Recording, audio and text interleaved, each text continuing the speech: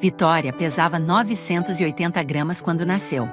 Os médicos disseram que as próximas 72 horas seriam decisivas.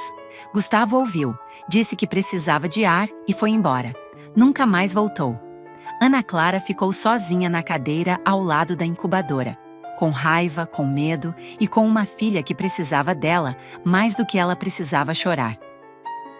26 anos depois, Gustavo Mendes enviou o currículo para uma vaga que poderia salvar a carreira que havia construído. Não sabia que a gerente que ia entrevistá-lo era a filha que havia deixado com menos de 1 quilo numa incubadora. Mas ela sabia quem ele era e estava esperando. Se inscreve no canal agora e ativa o sininho, porque o que acontece nessa entrevista ninguém vai esquecer. Ana Clara tinha 23 anos quando Vitória nasceu prematura, numa madrugada de agosto. A gravidez havia sido de risco desde o início. Pressão alta, repouso forçado, semanas contando cada dia como uma vitória pequena. Gustavo estava presente nos primeiros meses, ia às consultas, montou o berço, escolheu o nome junto. Mas havia algo que Ana Clara percebia sem conseguir nomear. Uma impaciência crescente, uma forma de olhar para ela que havia mudado quando a gravidez ficou difícil, como se a dificuldade fosse um inconveniente que ele não havia contratado. O que Ana Clara não sabia ainda era que havia uma outra mulher, uma colega de trabalho que havia aparecido nos últimos meses da gravidez, quando ela estava de repouso, quando ele saía dizendo que precisava trabalhar, quando o celular começou a ir para o bolso em vez de ficar na mesa.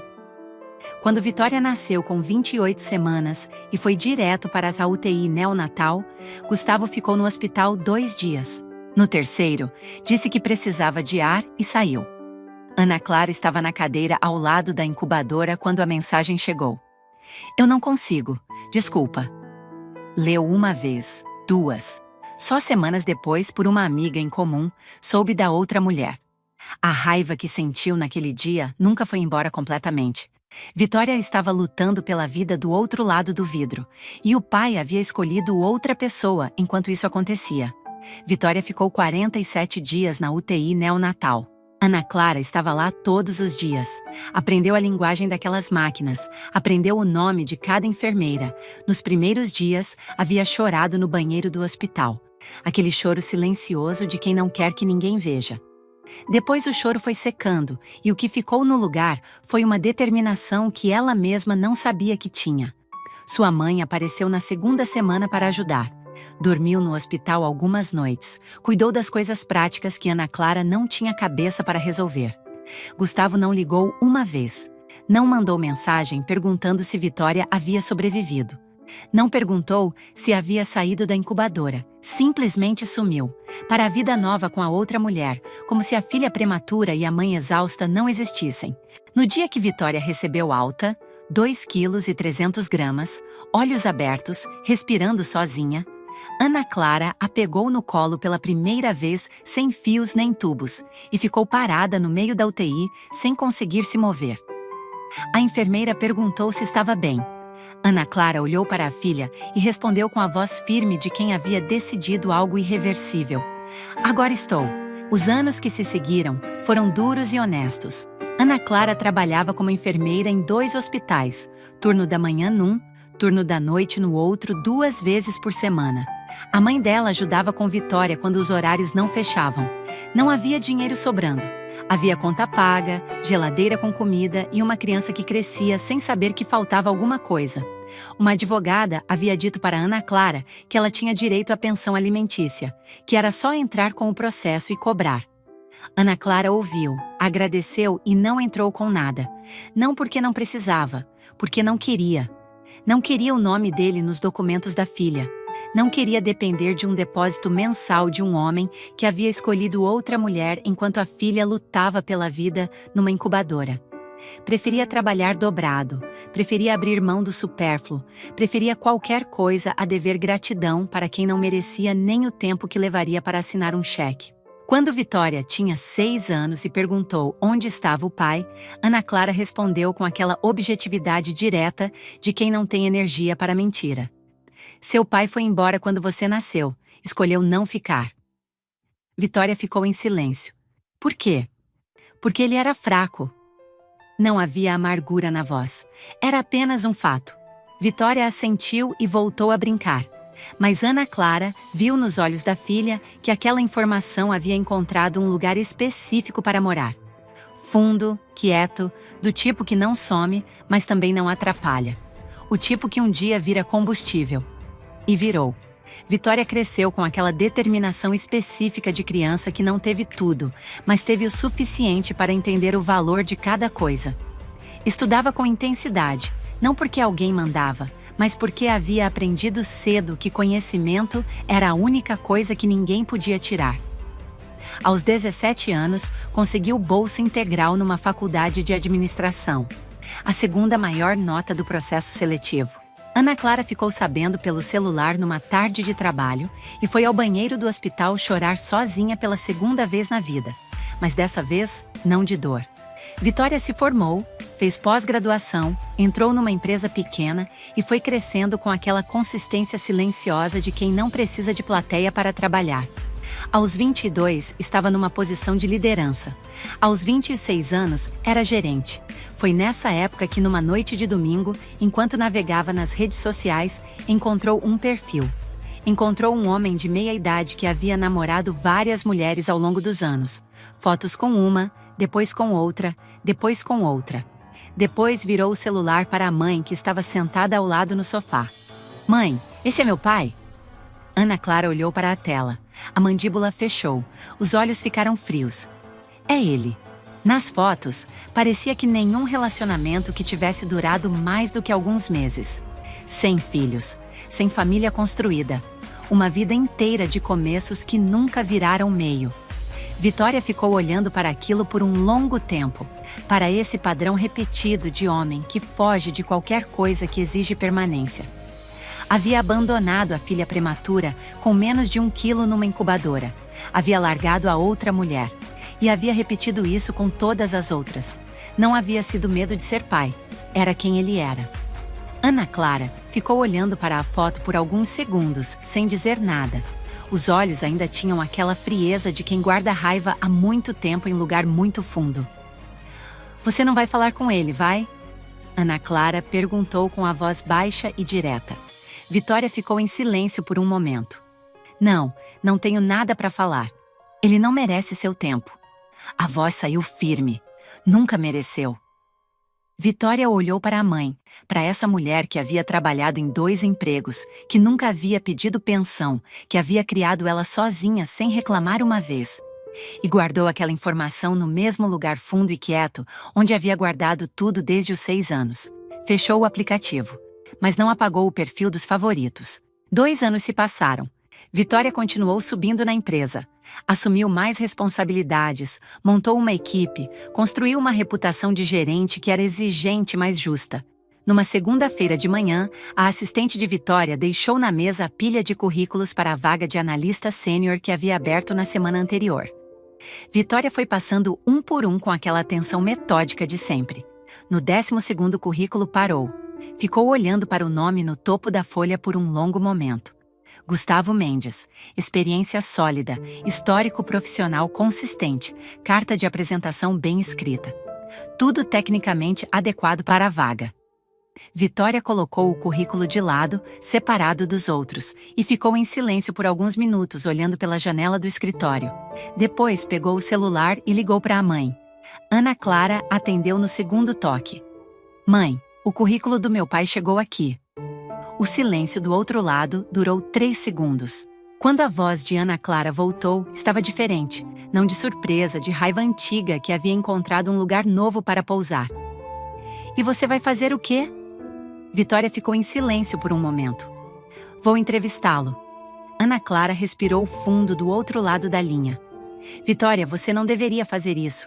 Esse homem, você quer mesmo conhecer ele?" "Mãe, eu sei o que estou fazendo." A voz saiu calma, com aquela firmeza que Ana Clara reconhecia desde que a filha era pequena.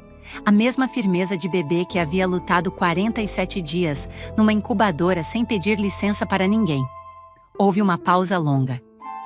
"Ele não sabe que você existe." "Eu sei." Vitória confirmou a entrevista para quinta-feira de manhã. Mandou o e-mail padrão com horário, endereço e nome da entrevistadora. Vitória Ferreira, gerente de recursos humanos. Gustavo leu o e-mail, foi pesquisar o nome nas redes como qualquer candidato faz antes de uma entrevista importante. Encontrou o perfil, encontrou a foto. Ficou parado na frente da tela por um longo tempo, porque aquela mulher lembrava muito alguém que ele conhecia. Ele olhou bem as fotos nas redes sociais e levou um susto ao ver fotos nas redes com a mãe dela, Ana Clara. Ele reconheceu na hora. Ela só podia ser a filha. Ela sobreviveu, afinal, ele pensou. Ficou parado pensando se deveria ir a essa entrevista. E se ela fosse entrevistá-lo? Ele não queria encarar o passado, enfrentar a filha que poderia saber quem ele era. Mas então, pensou em quanto precisava daquele emprego. Estava desempregado há alguns meses. Precisava de dinheiro. Era de extrema importância que ele conseguisse esse emprego. Não ia deixar ela impedir ele de conseguir isso. Ele estava confiante que conseguiria, já que tinha muita experiência, boas referências. E se ela não o aceitasse por rancor do passado, ela que não estaria sendo profissional. Ele ponderou mais um pouco sobre o assunto antes de dormir. Gustavo chegou na quinta-feira de terno, 10 minutos antes do horário. A assistente o recebeu com um sorriso profissional, ofereceu café, pediu para aguardar. Ele ficou sentado na sala de espera com a pasta no colo e aquela mistura de ansiedade e culpa que havia carregado desde que viu a foto no perfil. A assistente voltou. A Vitória vai te receber agora. Ele engoliu seco, mas entrou. A sala era ampla, organizada, com uma janela grande dando para a cidade. Vitória estava de pé, atrás da mesa quando ele entrou. Terno escuro, cabelos presos, postura de quem está completamente no controle do ambiente. A imagem de Ana Clara 20 anos atrás, com algo a mais nos olhos, aquela frieza específica de quem cresceu sabendo que precisava ser forte. Gustavo Mendes. A voz saiu profissional, sem tremor, sem emoção visível. Sente-se. Ele sentou. Os dois ficaram se olhando por um segundo que durou mais do que qualquer segundo deveria durar. Ela sabia, ele sabia que ela sabia. E nenhum dos dois disse nada, porque Vitória havia decidido que aquela entrevista seria conduzida do jeito dela, no tempo dela, com as regras dela. A entrevista durou 40 minutos. Vitória conduziu cada pergunta com aquela precisão de quem havia se preparado, não para destruir, mas para avaliar com a frieza que a situação merecia. Experiência anterior, gestão de equipes, resolução de conflitos, visão estratégica. Gustavo respondeu tudo com a voz levemente trêmula de quem está tentando se concentrar numa tarefa impossível. Em nenhum momento ela desviou do roteiro. Em nenhum momento ele teve abertura para dizer o que estava engasgado na garganta. Faltando 5 minutos para o fim, Gustavo não aguentou. Vitória. A voz saiu baixa, quebrando o protocolo da entrevista. Eu sei quem você é. Ela o olhou por um longo momento sem mudar a expressão. Eu sei que você sabe. Eu preciso que você saiba que me arrependo. Eu era novo, estava com medo, fiz a escolha mais errada da minha vida. A voz estava quebrando. Se eu pudesse voltar atrás... Mas não pode. A interrupção saiu suave, sem raiva, sem drama. Apenas um fato. O que foi feito, foi feito. Não há como voltar. Gustavo tinha os olhos vermelhos. Esse emprego é muito importante para mim. Minha situação está difícil. Eu sei que não tenho o direito de pedir nada, mas... Você está certo. Vitória fechou a pasta na frente dela com cuidado. Você não tem. Olhou para ele uma última vez, com aqueles olhos que eram os olhos da mãe, mas com algo que era só dela. Entraremos em contato. Por favor, chame o próximo candidato. O nome dele é Fábio. O contato nunca veio. Gustavo esperou uma semana. Checava o e-mail de manhã, de tarde, de noite. Nada. Na segunda semana, ligou para a empresa. A assistente disse que a posição havia sido preenchida com outro candidato. Ele ficou parado com o telefone na mão por um longo tempo. Sabia que não havia passado. Sabia por quê. E sabia que não havia nada a fazer, porque Vitória havia conduzido aquela entrevista com perfeição técnica, sem uma palavra fora do lugar, sem nada que pudesse ser contestado. Ela avaliou outros candidatos naquele dia, e uma mulher se encaixou exatamente nos requisitos e se destacou muito mais que os outros. Ela não havia se vingado. Havia simplesmente avaliado, e ele não havia sido suficiente. Nunca havia sido. Ana Clara ficou sabendo naquela mesma noite quando Vitória ligou. Como foi? A mãe perguntou. Foi uma entrevista, como várias outras. Vitória respondeu com aquela calma que Ana Clara havia levado anos para entender que não era frieza, era força. Mas ele tentou se explicar. E você? Ouvi, mas cortei. Contratamos outra pessoa pela capacidade dela mesmo, não teve a ver com ele. Ana Clara ficou em silêncio por um momento. Depois riu. Não de alegria, de alívio. O tipo de riso que sai quando a gente carrega algo pesado por muito tempo e finalmente pode pousar. Vitória sorriu do outro lado da linha. Aquela noite as duas ficaram no telefone por horas, como faziam desde sempre, desde os turnos duplos e os domingos simples. A filha que havia pesado 980 gramas e a mãe que havia prometido não sair sem ela. Nenhuma das duas havia saído, e nenhuma das duas precisava de mais nada. Gustavo foi embora quando Vitória pesava menos de 1 quilo. Achou que estava escapando de uma dificuldade. Não sabia que estava abrindo mão da única pessoa que um dia teria o poder de mudar o destino dele, e que escolheria não usar esse poder não por fraqueza, mas porque não precisava. Ana Clara criou uma filha sozinha com amor, e Vitória cresceu e virou exatamente o que uma menina de 980 gramas que lutou 47 dias numa incubadora tinha todo o direito de virar. Alguém que não precisa se vingar porque já venceu. Se essa história te tocou, deixa o like e comenta o que você achou. Se inscreve no canal e ativa o sininho. Tem uma história nova aqui toda semana, e algumas vão te pegar de surpresa. Mä haluan kyllä mennä sitä enkkuu näkee sinne Englantiin. Ja esimerkiksi kun se vapaa-ottelijalla on se, mutta siihen menee pari kuukautta, että silloin se ottelu. Mut mä en tiedä, mulla ei jotenkin, tietysti kun musta tuntuu, että yhdessä vaiheessa mä olin ihan silleen, joo mä haluan treffeille, mä haluan koko ajan niin tehdä jotain tälleen. En mä tiedä, nyt mulla on jotenkin, että mä oon Tinderissä ja Hinsissä niin tyyliin poistellut, tietysti vaan mun matcheja. Kenenkaan mä oon vaikka edes jutellut siellä, niin mä oon vaan poistellut niitä, kun mä oon vaan silleen, että en mä tiedä, mulla on nyt joku. Onks mä nyt niinku done? En varmaan, tai sit mä haluan vaan jonkun breikin. En juhli synttäreitä vielä. Mut joo, niin en mä tiedä. Mä kyllä no vittu kun en nyt taas, mitä teille uskaltaa tässä sanoa.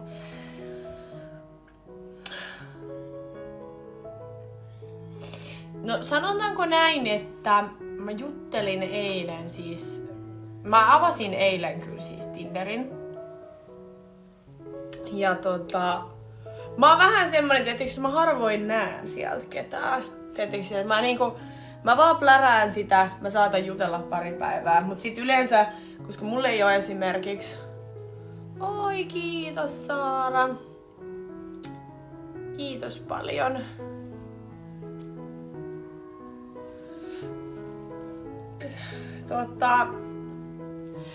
Emman puhelin löytyi, kyllä. Mä voin sanoa, että jännämiehet on muuten pahimpia ihmisiä siihen, että otappa kesäksi joku jännä mies, niin mä voin sanoa, että sun kesä on pilalla semmoisen jännämiehen jälkeen.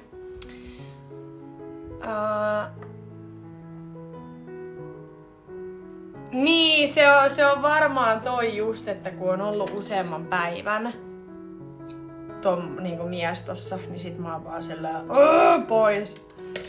Mutta ei perkele. Mun pitäis tehdä, mä en oo syönyt tänään siis mitä mä ajattelin, että mä teen. Voiks mä, jos mä venin ton kofeiini energiajutun, niin voiks mä juoda vielä niinku jääkahvin? Siis kelatko, että Emma oli käynyt ostaa uuden puhelimen. Silloin. Ennen kuin se tuli mun synttäreille, niin se oli käynyt ostaa uuden puhelimen. Ja silloin oli eilen, niin oliko joku soittanut sen faijalle vai oliko joku vastannut, kun ne oli soittanut siihen. Kun Emmahan on siis seurannut, se puhelin on vähän mennyt ympäri stadiin. Ja se oli sit soittanut, tai joku oli soittanut siihen, niin sieltä oli siis joku Pulsu vastannut. Ja sitten ollut silleen, että hän oli löytänyt sen kuulemma jostain sporapysäkiltä. Ja sitten se oli sanonut, että jos hän palauttaa sen puhelimen, että saaks hän 40 € siitä. Niin se oli sitten, vissiin ne oli käynyt sit hakee sen.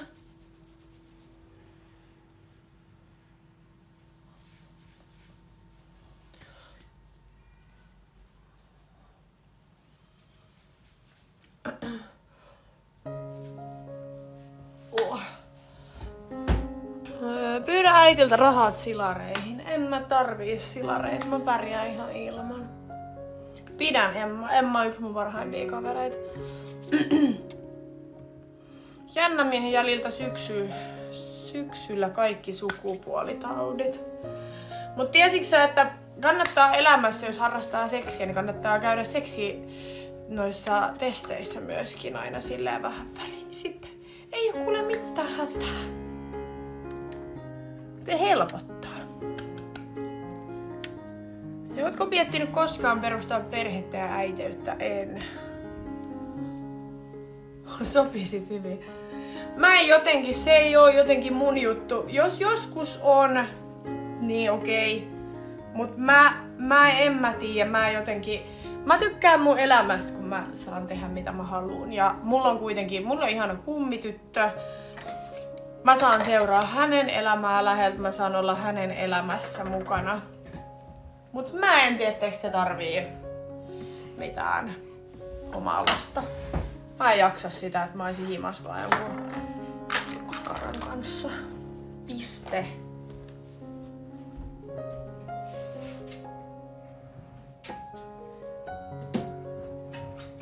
Ei kiitos.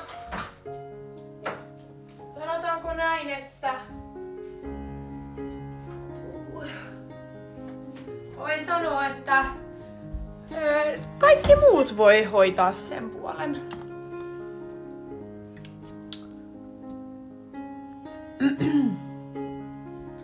Testit toimii ehkäisynä, joo, niinhän mä just sanoin. Kyllä.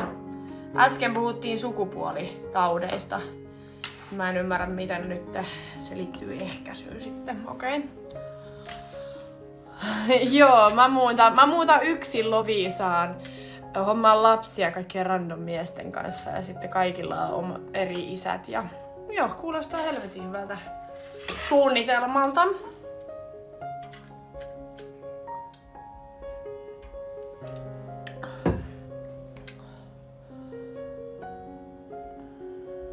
Eikö se olisi kiva kuitenkin jatkaa? Mä voin sanoa, että mulla on ihan vittu yksi hailee oikeesti.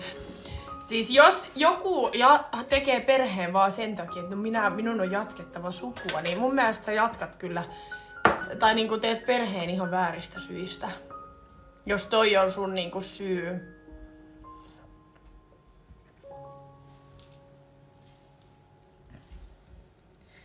Joo, ja siis mä voin sanoa, että mulla on niinku...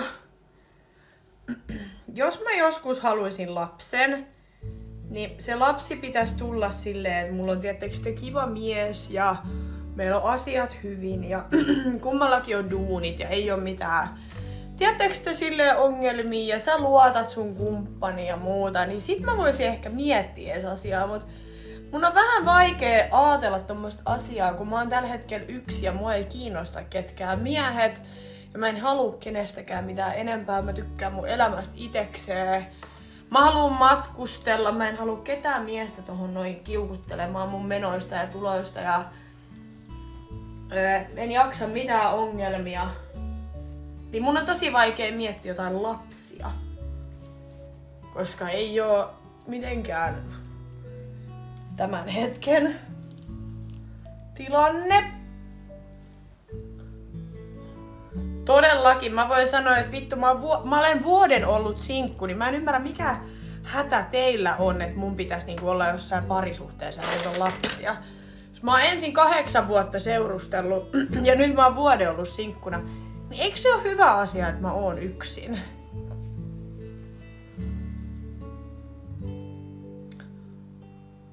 En usko, että pystyisin olla naisen kanssa. En ole koskaan ollut, en osaa sanoa, mutta en usko.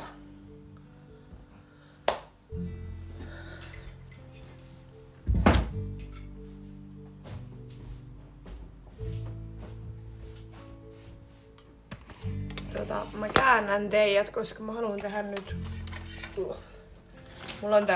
Mulla on siis kaikki ihan sekaisin täällä vielä, että älkää ihmetelkö, mulla on tuolla pullokassit tuolla lavuaarissa ja muuta, mutta tehdään nyt jääkahvi.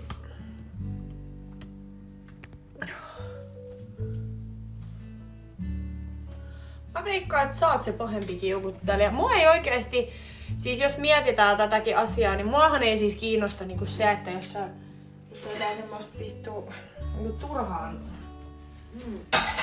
turhaa napisemista, niin mä voin sanoa, että se on paljon siis pienempi paha kuin se, että koko ajan on sitä isompia ongelmia. Mä voin sanoa, että silloin kun mä esimerkiksi seurustelen, niin mä oon täysin sen toisen. Mä en anna kellekään mitään chanceja missään. Mä oon somessa hyvin avoimesti, että mä seurustelen. Se ei jää niinku kellekään epäselväksi, että mulla on kumppani. Ja mä koen tällä hetkellä, että mä en tällä hetkellä olisi valmis tohon. Niin sen takia mun mielestä on paljon parempi, että mä oon yksin. Ja koska mä tiedän, että silloin kun mä seurustelen oikeesti niinku täysillä. Ja mä tiedän, että mä oon hyvä kumppani. Mut sit kun mä oon sinkku, niin sit mua ei kiinnosta niinku vittuukaan. Sen mä voin sanoa. Ja sit mä teen mitä mua lystää. Ja olen villi-ihminen. Mutta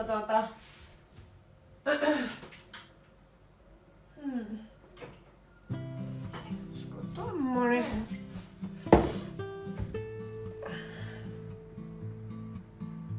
Oi vittu.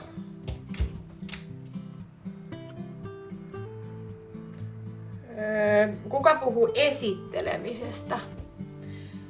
Nyt te otatte taas niin kuin mun sanoja haluatte vääntää ihan täysin eri lailla. Mä tarkoitan sitä, että mä teen somea. Mä teen tosi paljon somejuttuja, niin kuin päivitän storeja ja muita, niin mä tarkoitan sillä sitä, että mä en esitä somessa, että mä olisin sinkku. Et se ei oo mitään semmoista, että mun on pakko nyt esitellä tätä. Ei, vaan ihmiset kyllä näkee sen, koska mä teen asioita, niin mä en pidä mun kumppania mitenkään salassa.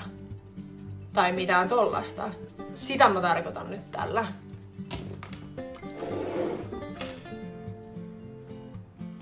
Niin, vittu oikeesti, vitun Ahmedi painu vittuun täältä, mä en jaksaa.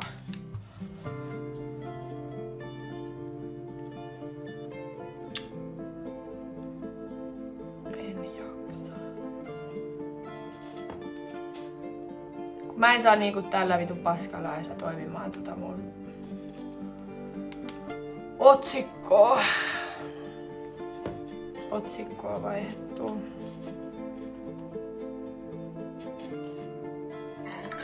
Apua.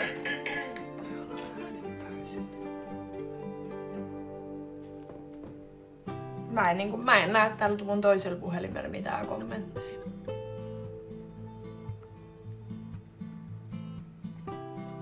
Ei mitään.